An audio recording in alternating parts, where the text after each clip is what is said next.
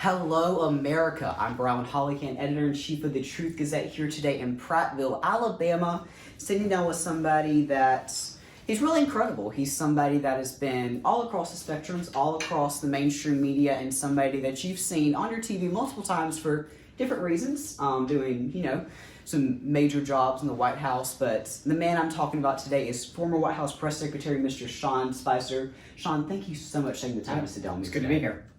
We'll go ahead and get started since we're a little short on time, but let's start out pretty easy here. What was your biggest takeaway from working at the White House?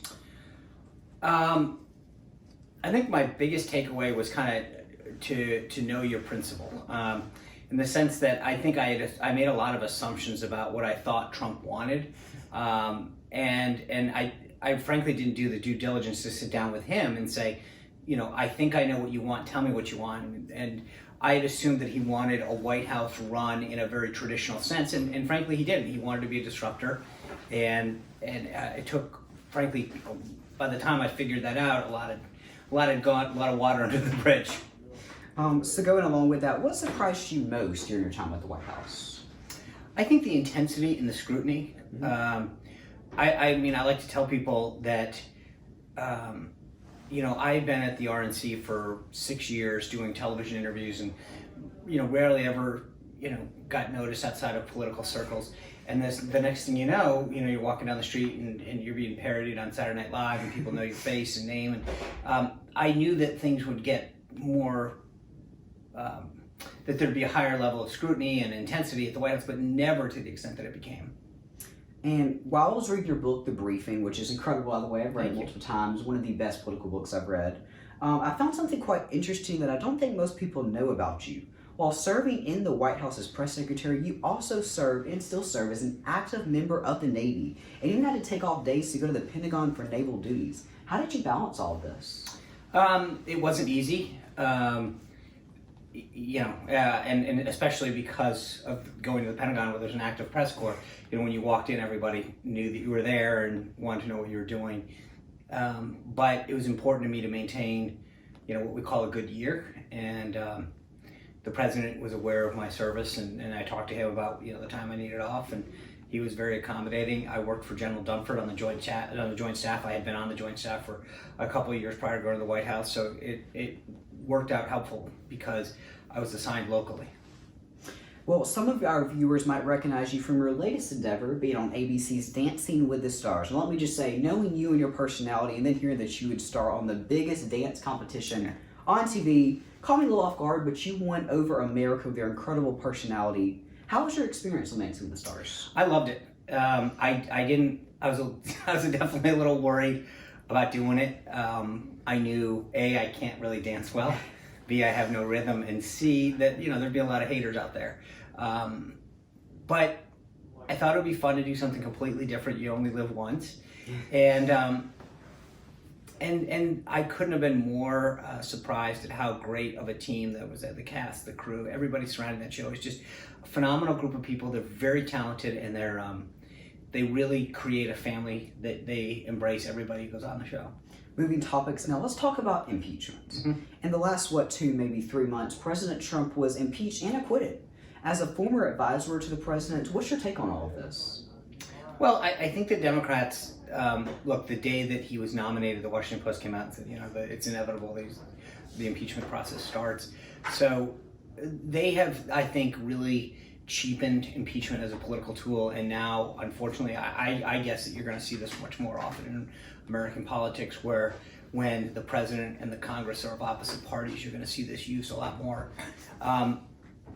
I think that especially this close to an election, it backfired on the Democrats, and so it's unfortunate, but I think it strengthened the president as he heads into re-election. You also previously worked on the president's 2016 campaign, so I have to ask, what outcome are you expecting in November? It's a great question. One of the things that people forget was how close 2016 really was. Michigan, we won by 0.22%, Wisconsin by 0.44%, Pennsylvania by 0.49%, meaning that there's just a lot of close races. And so I've really expected this race to be very close as we head in. There's two things though. One, the president, by having a 4-year advantage, being able to work with the RNC, having a super PAC, that they've been able to play for the big game, if you will. 4 years of trial and error and practice, where the Democrats have to kind of go through this whole nomination process, really gives the president an advantage, number one.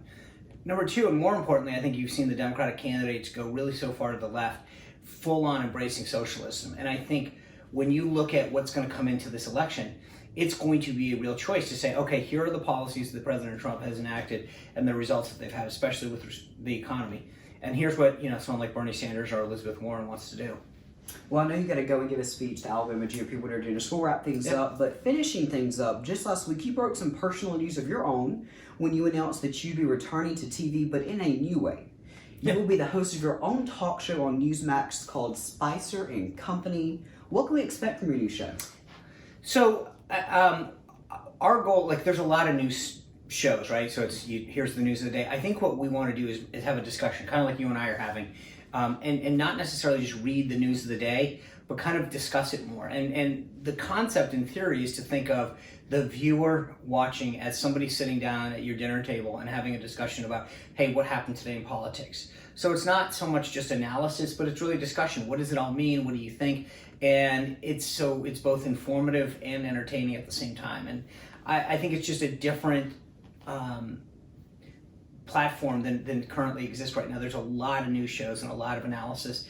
And what we want to do is occupy a space that says, okay, not everyone wants to just hear straight analysis. They want to be able to relax around 6 o'clock, turn on the TV, and feel like they're part of a discussion and a conversation that's ongoing. And so we're excited to do that. My website, seanspicer.com, has a way that people can sign up and stay in touch with, what guests we're going to have on, and we'll put out all the other information on when the show launches. Newsmax is available on most of the major cable stations, and so there's a finder. If you go to newsmax.com, and it tells you whether you have, DirecTV, Dish, Xfinity, Files, whatever it is, and it tells you what station. But it'll be 6 o'clock every night. So should we expect any dancing this time on the show? I don't think so. You never know. We're going to be looking for big ratings, so if that's what it takes. But I think we're going to see more of suits than flamboyant outfits. Well, anytime you want me to come on, you've got my contact Thank you. information. I'll fly out to DC All right. and see you there. That's the deal. Mr. Spicer, thank you so much. Hey, thanks a lot. Appreciate you doing this. Finally an honor to catch up with you. Let me just say, make sure to follow us on Facebook, Twitter, and Instagram. Check us out at thetruthgazette.com. So much incredible things going on. Lots of momentum behind all this. It's an honor. Thank you for your service. Thank you for reaching out. It's great to be able to finally do this. Huge fan. Thank you so much. You bet.